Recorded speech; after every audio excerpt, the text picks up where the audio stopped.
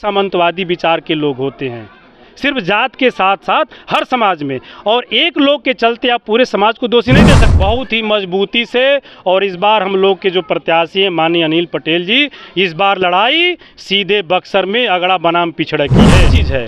वहाँ बंदूक गोली नहीं चलाना है, वहाँ आपको कलम से लड़ना है। अगर हम 20 अधिकारी को वहाँ गोली मार दें तो क्या अंबिका यादव चुनाव जीत जाएंगे? जो अंबिका यादव का चुनाव था, उस चुनाव को 169 मतलब 169 वोटों से हरा दिया। सीट के बदले भाजपा को एक सीट के बदले यहाँ के जो जगदानंद सिंह है भाजपा से सेटिंग कर और 12 सीट जो है राष्ट्रीय जनता दल का हरवाने का काम किया।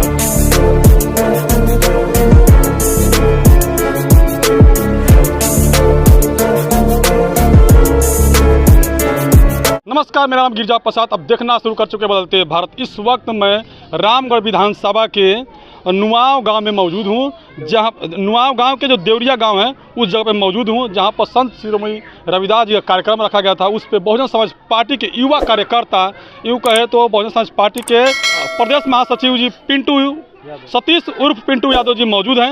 उनसे हम लोग कुछ बात करेंगे। तो आइए आप लोग देखिएगा, क्या प्रतिक्रिया आता है कमेंट का जरूर बताइएगा।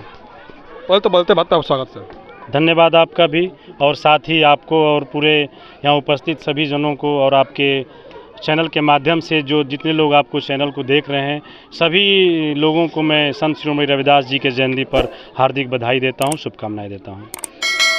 सर, आपने राजनीति की बात की, और वाकई में जहाँ दलित बस्तियाँ होती है वहाँ राजनीति की बात होती है, क्योंकि वही एक मंच ही है और कोई मंच है नहीं।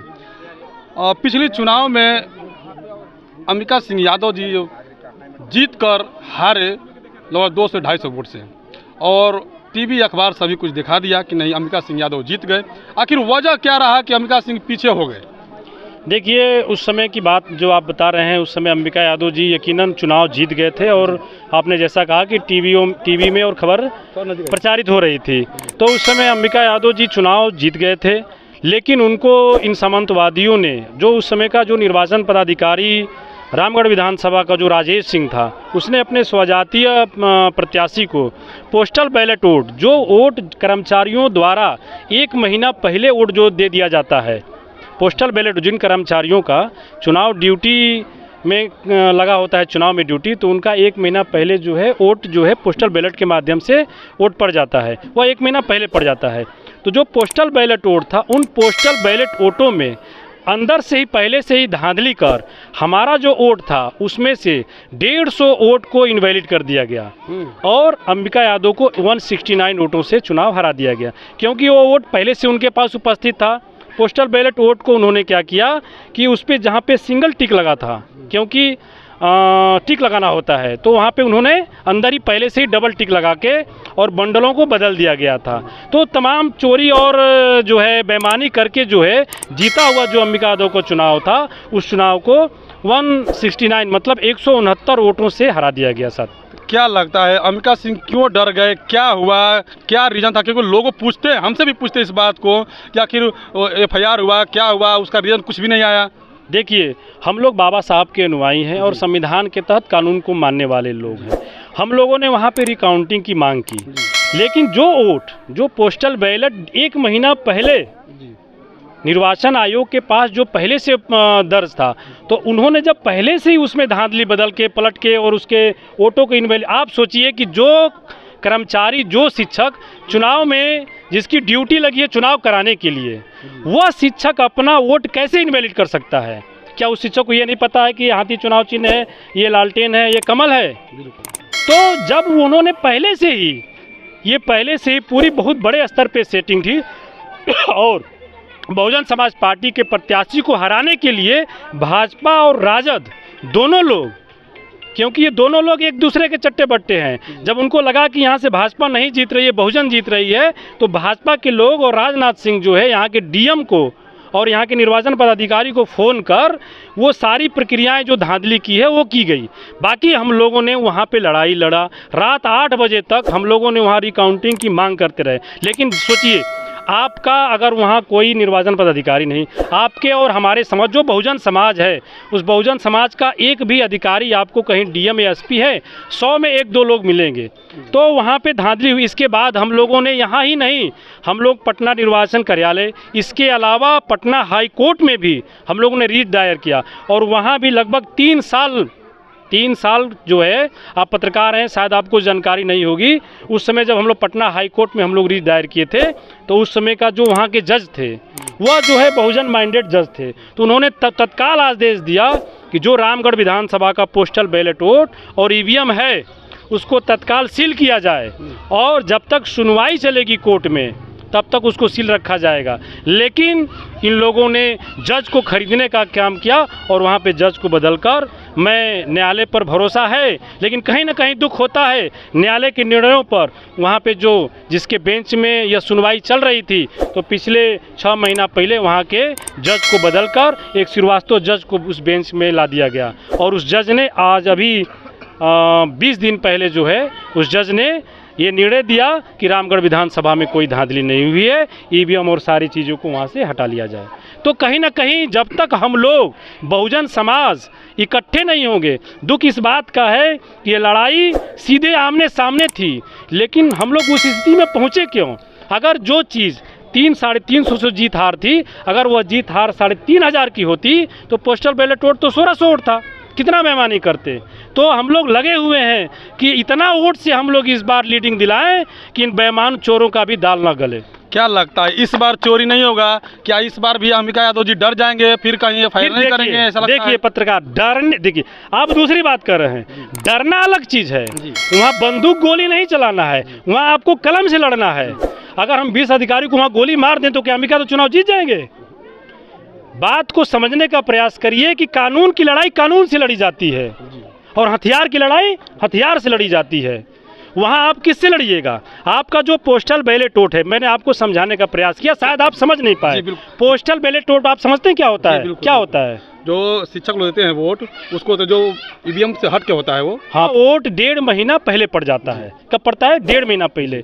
तो वो 1.5 महीना पहले निर्वाचन के पास पहले से उपस्थित है, और उस वोट में उन्होंने पहले से ही धांधली कर रखा है, तो उसकी अब लड़ाई कोर्ट में, और वहीं ना लड़िएगा। आपने वोट मार के थोड़े हमको बताया कि हमने पोस्ट टीचर है, हमने जो इतना आपको वोट दिया, लेकिन जो बैलेट खुला और 150 वोट इनवैलिड हो गया, तो ये लड़ाई तो इस बात की थी कि ये टीचरों का वोट इनवैलिड हुआ कैसे।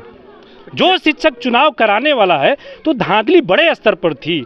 और ऐसा ही नहीं है, जिन लोगों ने अंबिका यादव को बेईमानी से चुनाव हराने का प्रयास किया, उन्हीं के दल के 12 लोग, राष्ट्रीय जनता दल के 12 विधायक पूरे बिहार में यह चुनाव हारने का काम किया, और बेईमानी से वहाँ हराया गया, और उनकी सरकार नहीं बनी। तो कहीं ना कहीं ये बड़े स्तर पे खेला था। 1 सीट के बदले भाजपा को 1 सीट के बदले यहाँ के जो जगदानंद सिंह है भाजपा से सेटिंग कर, और 12 सीट जो है राष्ट्रीय जनता दल का हरवाने का काम किया। क्या लगता है इस बार चुनाव में, जो 2024 का चुनाव, लोकसभा चुनाव है, इसमें अनिल पटेल जी का परचम लहराएगा? बहुत ही मजबूती से, और इस बार हम लोग के जो प्रत्याशी हैं माननीय अनिल पटेल जी, इस बार लड़ाई सीधे बक्सर में अगड़ा बनाम पिछड़ा की है। एक तरफ बाबा हैं, एक तरफ बाबू साहब हैं, और एक तरफ बहुजन समाज है।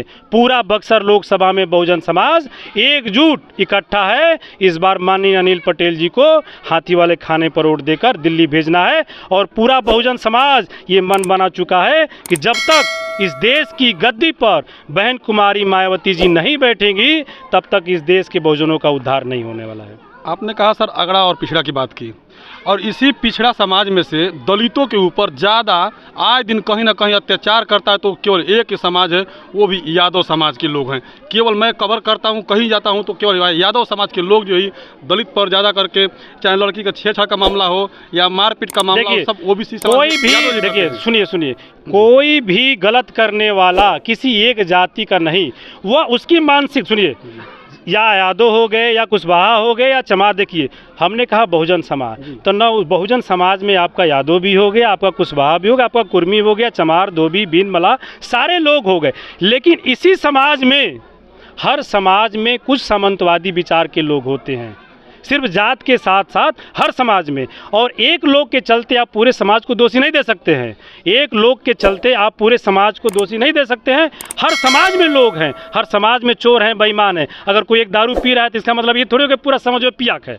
इस समाज में कुछ लोग हैं जो नहीं चाहते हैं, और वैसे भी लोग किसी ऊपर बड़े लोगों के बहकावे में आकर, बड़े लोगों के बहकावे में आकर ये सारे कांड करते हैं। इनसे ये जो तो इसीलिए तो हम लोग निकले हुए हैं ना, इसीलिए मान्यवर कांसीराम साहब ने अपना पूरा जीवन बहुजन समाज को एक माला में पिरोने के लिए अपना पूरा संघर्ष बिता दिया।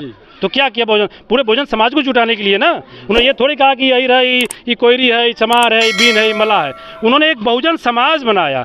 मान्यवर कांसीराम साहब हो गए, उसके पहले बाबा साहब हो गए, ज्योतिबा फूले हो गए, छत्रपति साहू जी महाराज हो गए, हम लोगों की नेता सुश्री बहन कुमारी मायावती जी हो गई। तो बहुजन समाज को जो बिखरा समाज है, आज भी हम ही लोगों के समाज में कुछ लोग हैं जो भटके हुए हैं। तो वही ना हम लोग काम कर रहे हैं। लाल जी हो गए, रमेश भैया हो गए, अशोक भैया, हम लोग जगदीश क्या कर रहे हैं, भोला भैया, यही तो कर रहे हैं कि बहुजन समाज के लोगों को समझा रहे हैं, एकजुट हो रहे हैं। आखिरी सवाल सर जी मेरा, बहुजन समाज पार्टी के लोग कहीं भी किसी भारतीय कौम में कहीं भी जीतते हैं या हारते हैं, यदि हार जाते हैं तो वो ईवीएम को दोष देते हैं, और जीतते हैं तो कुछ भी नहीं बोलते हैं, सन्नाटा घर में लगे रहते हैं। देखिए, ईवीएम पे तो सबसे पहले बहुजन समाज पार्टी ने जो है आवाज़ उठाई। आज तो सारे दल के लोग, जब बहन जी ने प्रेस कॉन्फ्रेंस करके कहा कि ईवीएम को बदलकर बैलेट से चुनाव हो, तो सारे जो विपक्षी दल सोए हुए थे, आज तो सारे विपक्षी दल कह रहे हैं, सिर्फ बहुजन पार्टी थोड़ी कह रही है, सारे विपक्षी दल कह रहे हैं कि नहीं ईवीएम से चुनाव ना हो, बैलेट से चुनाव हो। तो ये तो सिर्फ बहुजन समाज पार्टी नहीं कर रही। और मैं ये नहीं समझ रहा हूँ कि जो बड़े बड़े देश हैं, जो टेक्नोलॉजी से, जापान हो गया, अमेरिका हो गया, जापान जिस देश से ईवीएम बन के आई, वहाँ बैलेट से चुनाव होता है, और हम लोग जो है ईवीएम से चुनाव करा रहे हैं। तो कहीं ना कहीं इसके अंदर खेला है। तो हाँ, एकदम खेला नहीं। अच्छा ये बताइए, तो क्यों नहीं भाजपा को बैलेट से चुनाव कराने में क्या दिक्कत है? पहले भी चुनाव होता था ना, बाकी देशों में बैलेट का चुनाव हो रहा है, तो आपको बैलेट चुनाव कराना चाहिए। तो कहीं ना कहीं भाजपा भी डर रही है, और कहीं ना कहीं इसके अंदर कुछ ना कुछ है, तभी तो, नहीं तो बात मान गई होती। सारे विपक्षी कह रहे हैं कि नहीं आप जो है बैलेट से चुनाव कराइए। शुक्रिया सर जी, बात करेंगे हमसे, धन्यवाद। तो देखिए, पिंटू जी यादव जी हैं, जो बहुजन समाज पार्टी के राष्ट्रीय प्रदेश महासचिव हैं, अपनी सारी बातों का जवाब दिया। कमेंट बॉक्स में अपने प्रतिक्रिया दीजिएगा, क्या इनके बात से आप कितना सहमत हैं, कमेंट करके जरूर बताइएगा। शुक्रिया।